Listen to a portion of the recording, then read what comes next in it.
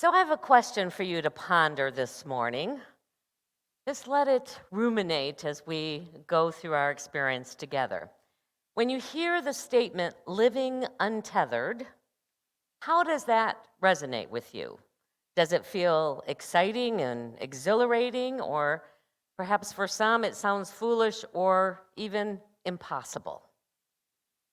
Today, we're going to start a series for the next several weeks exploring what author Michael Singer has discovered about some core ways that we can struggle less in this human form, in this human walk, and experience more of our spiritual reality.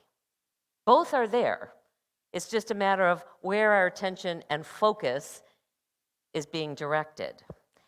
So I wanted to share with you a short video that might help you understand a little bit more about what the purpose and the method of this work is. And this is a short interview with Mr. Singer about what this journey might look like. Welcome. I'm Michael Singer, the author of The Untethered Soul and the Surrender Experiment. I'd like to introduce my new book, Living Untethered, Beyond the Human Predicament. This book goes very, very deep and is somewhat different than most spiritual books. Instead of saying, these are the problems you're having and these are the things you can do about it, it does that. But more importantly, it says, what is the nature of what it's like to be inside of you? What's it like to receive the senses and everything that's coming in from the outside world? What's it like to receive your mind? Why does your mind do what it does? Why does it say what it says? What about your heart? Why does your heart open and close? Not that it's a problem that it opens and closes. Why? What is the metaphysics, if you will, of how the heart works? So let's talk in this teaching, this sample teaching, let's talk about the heart. Living Untethered starts in a very beautiful place. What is the natural state of your heart? Every one of you, no matter what you've ever done, no matter what people think of you, your heart is the most beautiful thing in the world. It is open naturally at all times. You feel tremendous love. You feel tremendous energy and inspiration. That is the natural state of your heart. But most people sit there and say, excuse me, sir, that's not the natural state of my heart. The question is, why? Not what do I do about the fact that it's not the natural state of my heart? What techniques can I use? What practices I need to do? Well, we go into that too. But more importantly, why is that not what you're feeling? Because that is the natural state of your heart. And what happens is you realize when it's said and done, as you work through the book, is, believe it or not, it is something you're doing that is messing up the natural state of your heart. It's not what somebody else does. It's your heart. You're in there. And you will start to notice that you have interactions in life on a regular basis. Some of them are not so comfortable. Even little things, like somebody comes up and criticizes you. Somebody comes up and says something to you that you didn't want to hear. You will notice that the next time you see that person, you're not as open as you used to be. You may even avoid them because you weren't comfortable. That is what is messing up your heart. Not that the person said it. The fact that you couldn't handle that this from the outside world came into you and your heart didn't do well with it. Your mind didn't do well. And what you did was push it away. Try to, in essence, protect yourself from what was not comfortable to you. Well, that's natural.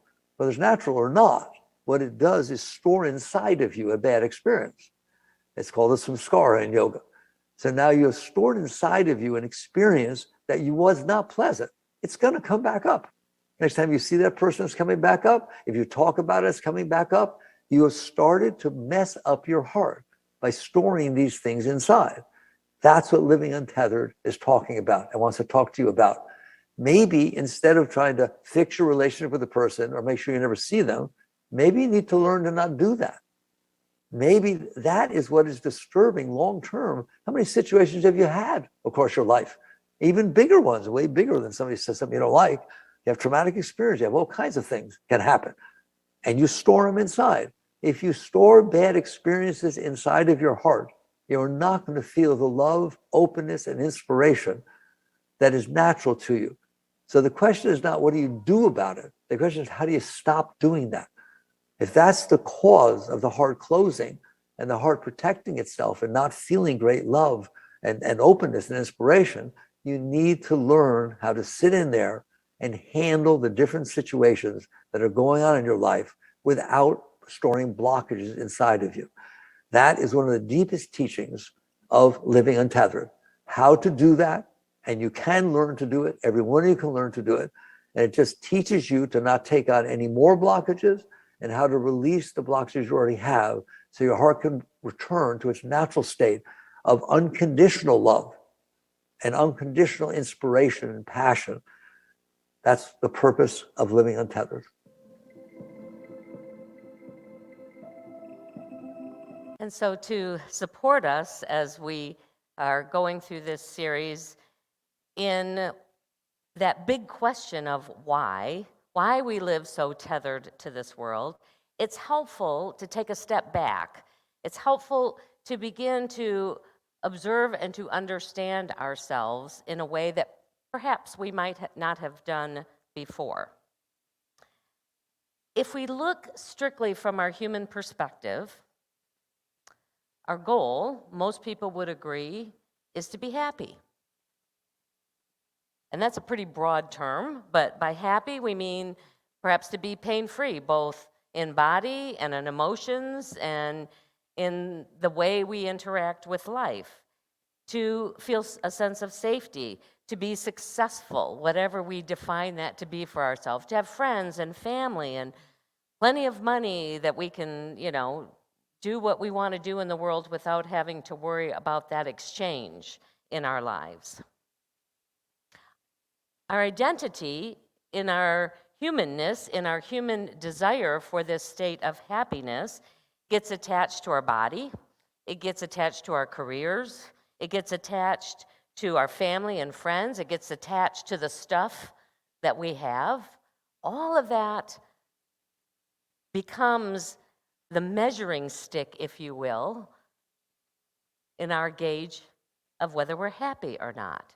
But the question, so if somebody asks you to identify yourself, to describe yourself, those would be the kind of words that we would use that would describe us as a mother or father or son or daughter or friend or, what we did for our work in this world or the accomplishments that we've had. We would list all of those things to describe ourselves. You look at anyone's bio out there, and that's exactly what you find, what your hobbies are, what your interests are, all those kinds of things we use as part of our identity, at least in our humanness. But the question becomes, is that really you? Is that really you? When you're young and you looked into a mirror, you saw a certain image of yourself, and you could describe that image based on the reflection back to you. And as you grew older and you looked in the mirror, you saw a different image of yourself. And yet you still knew that that was you. And even when you age and the differences become more distinct, if you will, is it still you? And you would say, well, of course, it's still me.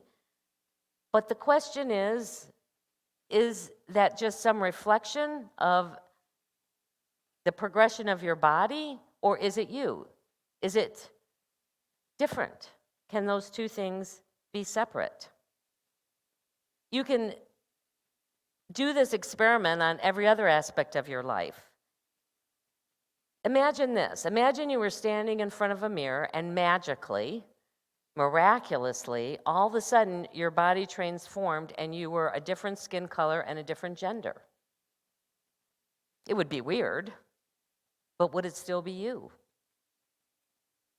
So all of those things that we attach to the I, and especially to our I am, which is our spiritual nature, are really just aspects of how we look and feel and what the outer world is reflecting back to us as who we are. But the you, the eternal you inside, remains the same. It explains a phenomena that I've experienced, and I experience it more and more as I've now moved into my 60s, because I feel not one bit older. My body maybe, that's not necessarily true. But the me inside of me has not aged a bit.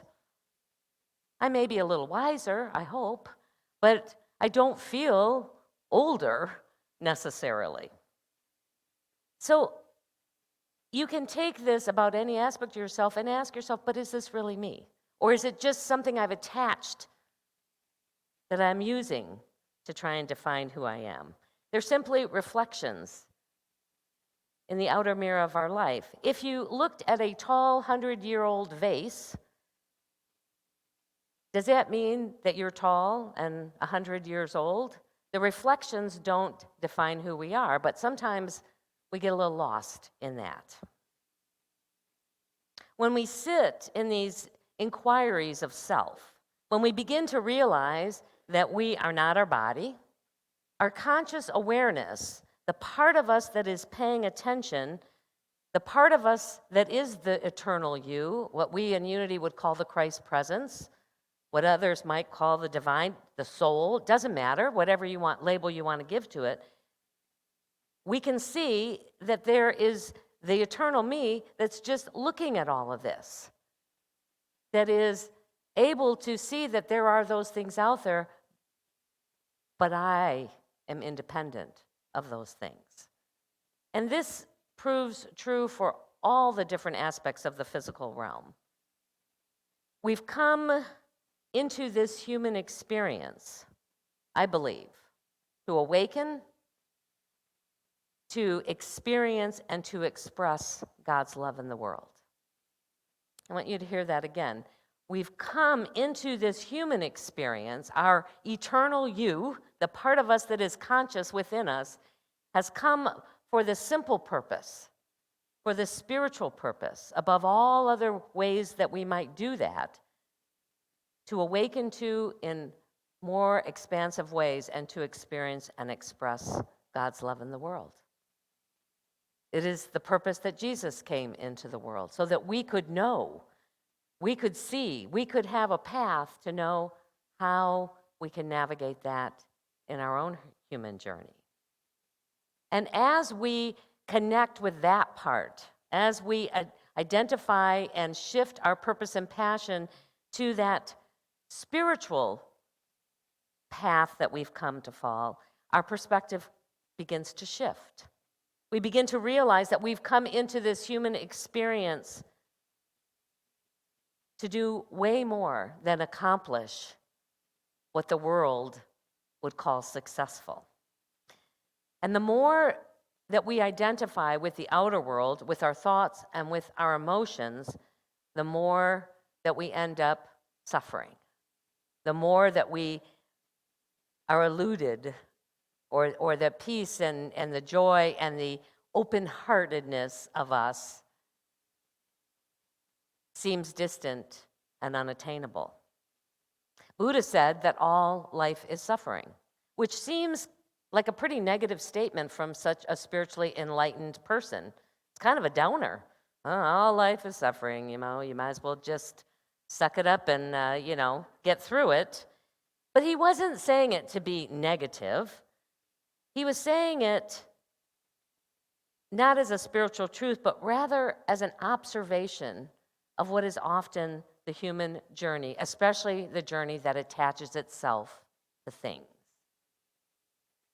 There are many times when we may not suffer, and yet often we find ourselves working really hard to just try and be okay inside, to just try and get rid of all of those stressful, anxiety-ridden, worrisome, fearful experiences that we're having inward. We're just trying to find some sense of balance. And that propels us to try and go out and make those spaces okay by something out there. If I just have the right job, if I just have the right partner, if I just have, this or that, then I can feel okay. If I can just control the world out there, if I can just make all those people do what I want them to do, what they should be doing, then I'll be okay. The author writes that a more truthful statement, rather than all life is suffering, might be, I'm in here, I'm conscious, and what I'm conscious of is not always so nice, is not always so comfortable. And this becomes a great launching pad for our own exploration of self. What it is, what is it that you experience that sometimes makes it nice inside and sometimes makes it difficult inside? And the suggestion is there's really only three things. I always love these triads. Three is such a spiritual number.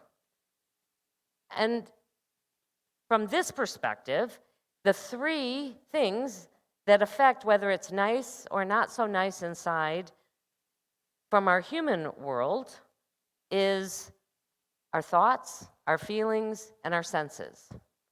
The outer world, we're getting lots of input from it, so that can have an effect on our inner state of being. Our thoughts and our emotions have an effect on our inner state of beings. When we have thoughts, they might be pleasant thoughts, they might be unpleasant thoughts, or they might just be neutral thoughts. You know, those kind that just float by your mind and then they keep on going. Those are pretty easy to navigate. It's the ones that we attach ourselves to, whether they're pleasant or unpleasant. And I want you to think about this. You have thoughts, but the thoughts are not you. You have a thought, but the thought is not you. You have a feeling, but the feeling is not you. You have senses that you bring information in, but those senses are not the you, at least not the you that we're talking about this morning. It's interesting that our thoughts and our emotions are so closely tied together. And we say that, you know, that's one of our principles is we experience life through our thoughts and our feelings. And those are all informed by our beliefs, and that's how we experience and express life. It's very rare that you will have a really negative thought going on and yet feel this open expression of love in your heart. It's pretty tough to do. So they're very closely tied together. And these three inner experiences are the arena in which we'll say your consciousness, your awareness, plays the game of life on planet Earth. He calls it a three-ring circus. I can identify with that at times, that we got all this stuff going on inside of us, this constant barrage of experiences are often the very root of what we would call suffering. Unless we'll never get rid of those things. Those are going to be part of our experience. But unless that we can connect with, be aware of, and allow that inner you not to be attached to those things that we're receiving, those streams of information, that it can begin to know that they're there, but not claim them as that identity of self. So untethered living invites us into a journey of self-discovery. At our core, our thoughts, our emotions, and the outside world really don't matter. What matters is the you that's in there and how the you that's in there navigates and manages those thoughts and emotions and stuff in the outside world. Living inside is a journey to find the seat of self, the you. And when we discover it, that is the most beautiful expression of the universe. It's alive within you. The kingdom is within you. That's the way we were informed of it in the Bible. And I'm going to suggest, this is another good one to ponder, the kingdom is you. Because that is the you that is alive within. This is what Jesus taught. It's what all the great spiritual masters have taught in every tradition. It is within you. It is the expression of you. As Kenny said today, there's only one power and one presence, and you are a being of that divine presence, that divine love made into the image and likeness of God, which is good, which is love. You and all of the universe is made of God's stuff. Everything that we experience is God stuff. And the quickest way to know it, the quickest way to have it be a part of the way you navigate through life is to begin to free yourself from all of that inner commotion. This three-ring circus may continue to go on, but you don't have to be in the middle of it. You don't have to be running from ring to ring. You can simply be the one who is allowing it to unfold from a place of peace, allowing it to be a part of your journey without hijacking your journey. So today we're going to do a little bit different of a meditation. And I just want to say that I want to give a quick shout out. We've had a disciples leadership group that's been meeting since January. There are 11 souls along with me who had said yes to this year-long journey. We're about halfway through. And so I first want to acknowledge them because they're all still engaged. They're all still in it, which is a beautiful thing. So Mary, Maddie, Kristen, Haley, Barbara, Glenda, Sharon, Gigi, Lisa, Debbie, and Kenny. I had to write them all down. Yeah, our man Kenny. He brings it. And we've explored our spiritual gifts. We have worked through the art of quantum living and looking at some of this inner shadow stuff going on inside of us.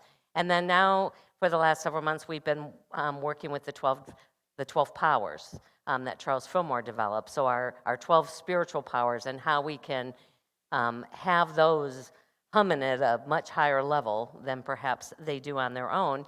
And each of the disciples have been doing a presentation. They were assigned a power and they're doing a presentation. So it's been a beautiful thing to hear so many different perspectives about these 12 gifts that we've been given. And the last time we met, and I'm glad you're here, Haley, because Haley was one of the presenters, and she gave us an experience I had not done before. And so I'm going to give it to you too today. And this is a quick meditation that you can do. And Bob, you can just hang there. I don't need any music under it today because we're going to do this ourselves. And so when we move into this time in just a minute here, I'm going to invite you. We're going to try and block out the outer world for just a little bit and reset our own feelings and thoughts that are going through our mind, whatever they might be in this moment, by plugging our ears. Now, and this is a yoga thing, and some, they would have you do it this way and cover your eyes. If that's not comfortable, that's okay. But if you can do it like this. But you really do need to plug your ears. You won't get the experience unless you plug your ears, and then you're going to hum. You're simply going to, and we're going to do 5 deep breaths, hum the breath out, breath, hum the breath out. I know for those of you who go, I don't like doing these things, just try it with me. Just try it. Close your eyes. Everyone's going to be doing their own thing. And trust me, you won't hear what's going on out here. You won't hear somebody else's pitch of their hum. You're going to be doing your own. And we're just going to do that for 5 breaths, and then we'll walk out through it. And it is a reset. If you're ever looking to interrupt stress, worry, fear, something going on, this helps this inner reset. All right? And those of you at home, you don't have to worry about it. Just do it, because nobody should be looking at anybody else doing this, because you should all have your eyes closed and your ears plugged. So if you can do it just like this if you want, or like this if you want, or over your eyes, whatever's most comfortable. Ready? We're going to just do it at your own pace. Deep breath in, hum out that breath. Deep breath in, hum out that breath. Ready? Here we go. Breath in.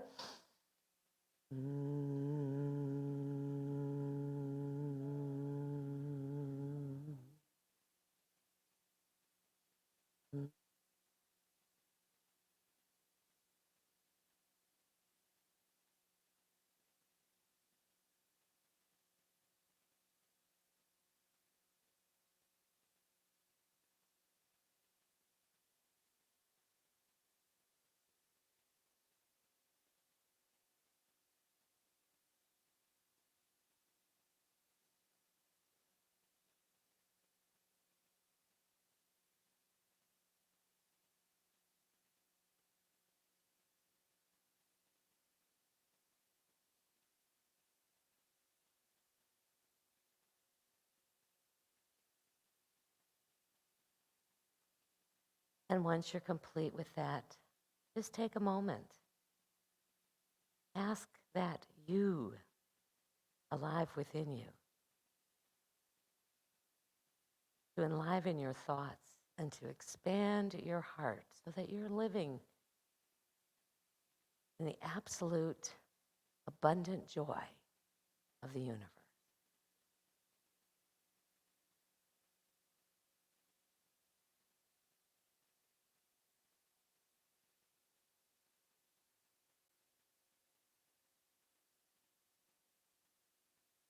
And whenever you're ready, you can open your eyes. I just encourage you to try this as you're going throughout your day. If a moment arises where all of a sudden the stress hormones are flowing in abundance, now, you don't want to be in the middle of a restaurant, and you can, it just depends on how comfortable you are. But even if you're at a workplace, you can go in the bathroom and, just take a few breaths and let this, and it is amazing how quickly it helps reset thoughts and it helps open the heart space. One of the things that we look to in unity is the life and the teachings that Jesus offered to humanity walking this path. And it's interesting that we can find ways in which we see what may be a very Eastern teaching, or perhaps even teaching that feels much more modern than what was happening at the time that Jesus was on the planet. But the issues haven't really changed, and the instructions haven't really changed. Jerry, can you one more time, please? All right. So if we look at how Jesus walked through his life, we see that he navigated with almost no attachments, no possessions.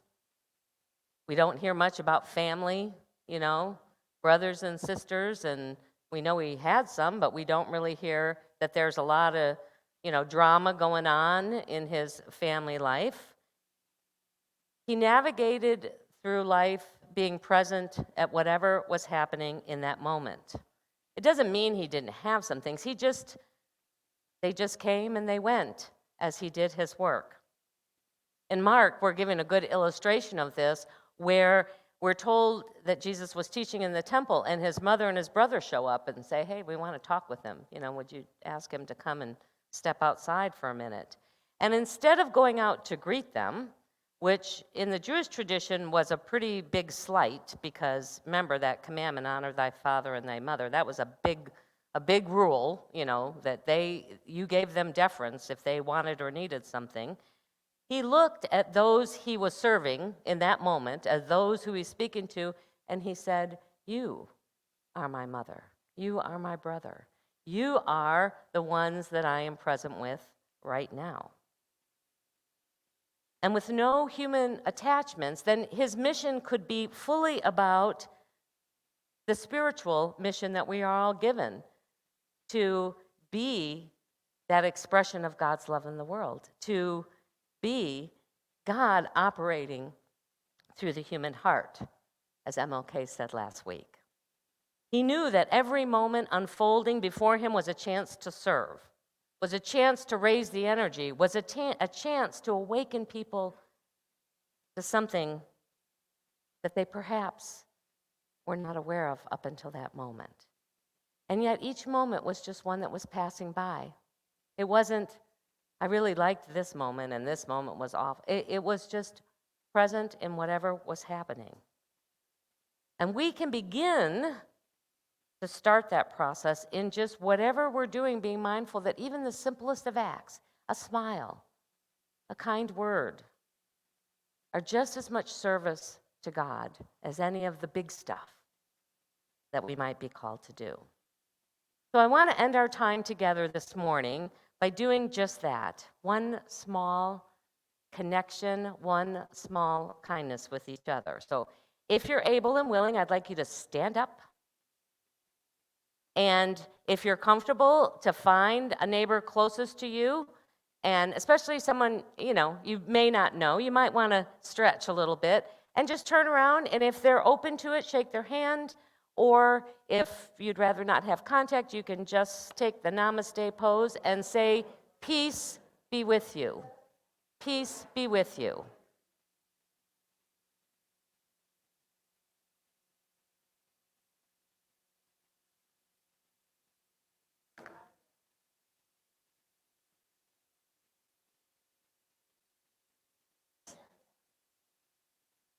Stephen, tell him to come on up so he'll be ready.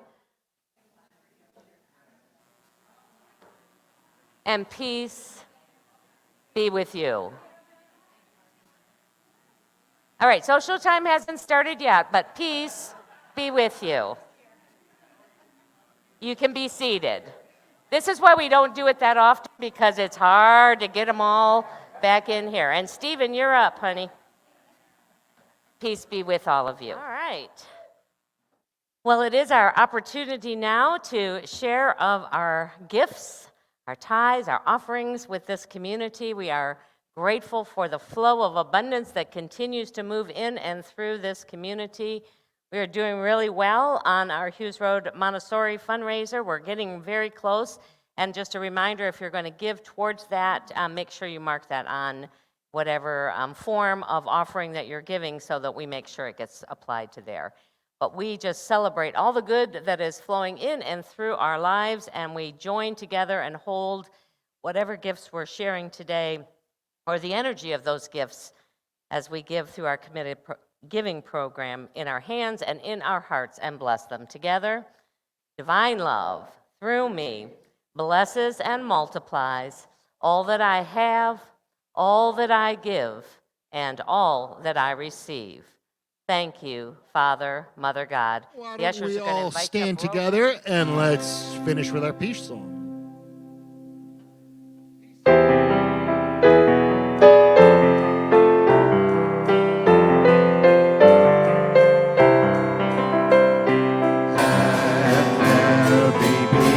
On earth, and let it begin with me. Let there be peace on earth, the peace that was meant to be. With God as our Father, family all are we. Let me walk with my family in perfect harmony. Let peace begin with me. Let this be the moments now. With every step I take, let this be my joyous vow. To take each moment and live each moment in peace eternally. Let there be peace on earth, and let it begin with me. And as we go into this day, into this week, celebrating the you that is alive within each of us, we go knowing our prayer for protection together. The light of God surrounds us. I am the light of God. The love of God enfolds us. I am the love of God. The power of God protects us. I am the power of God. The presence of God watches over us. I am the presence of God. Wherever we are, God is, and all is well.